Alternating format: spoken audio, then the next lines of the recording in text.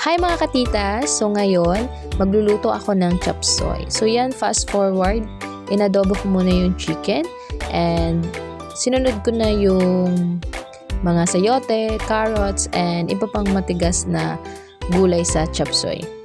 So by the way mga katitas, timplado na yung adobo ko kanina, kaya wala na ako masyadong nilagay dyan ng mga pampalasa. And sinunod ko na lang yung mga natitirang gulay sa chop suey na lulutuin ko. Yan, mga repollos. So yan, nilagay ko na lahat ang repolyo na natitira and tinakpan ko lang yan at hinintay na maluto.